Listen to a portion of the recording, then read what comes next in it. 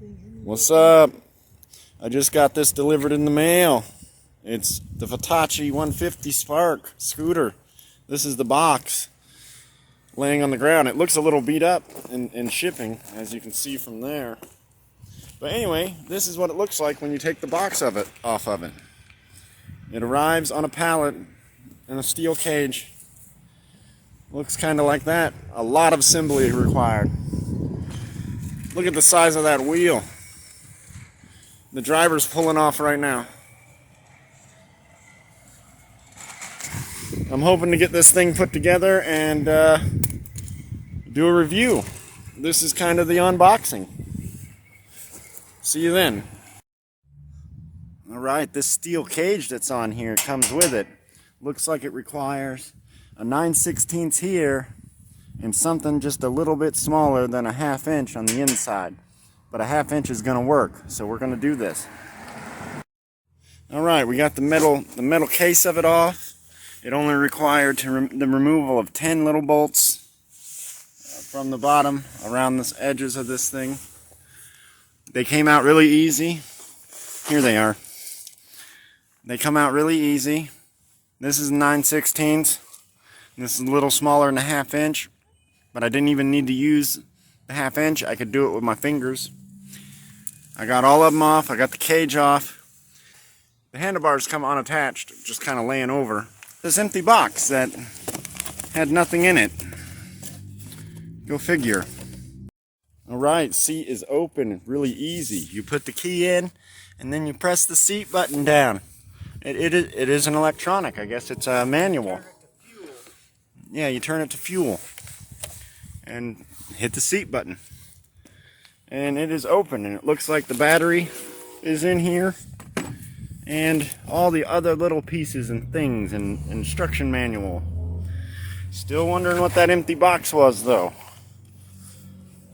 Anyway, I'm going to continue putting this thing together. Check this out, guys. Looks like the shock here. There's a bolt here for one, it looks like, but I don't think that's where it goes. It looks like the shock pull back into this scooter needs to be lifted into position to get that shock. But I'm wondering why this one is here. Alright guys, I got it all put together and running. It actually isn't that hard. It only requires a couple people to get this spring on, to get it off the pallet and to lift to get it on its kickstand. It's not that easy to do by yourself. It would help to have a second person. Unfortunately, I kind of didn't. But I got it all put together. I got the box on the back of it. It's looking pretty nice. It's operating and running. I'm going to turn the stereo on in a second and let you see what it sounds like. This is what the key ignition looks like. And the USB port also has an SD card reader for your radio. This M here, I guess, turns it to some sort of FM station.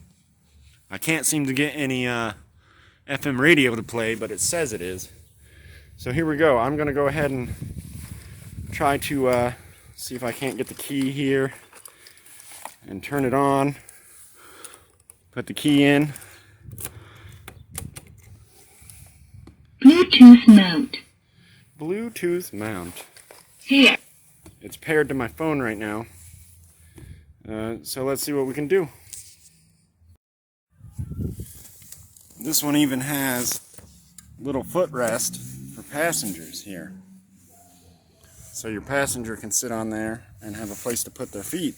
It only has one shock on one side of the tire.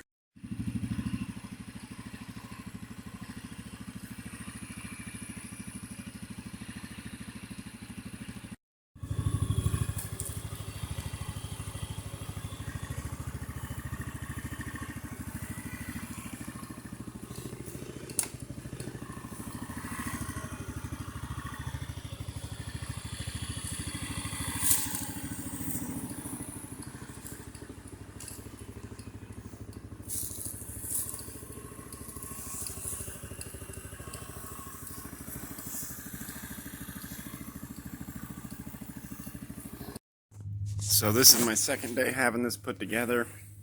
I've already driven 39.5 miles with a full tank, and that's what the gas gauge looks like. And I want to show you what the stereo sounds like on this little speaker right here. So we got to hit play. And that's at about half volume.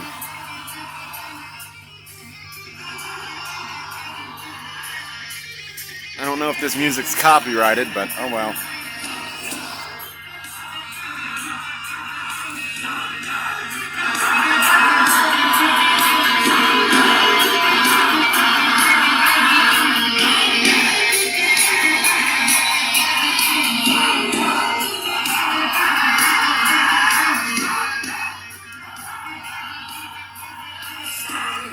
And this is the Spark 150.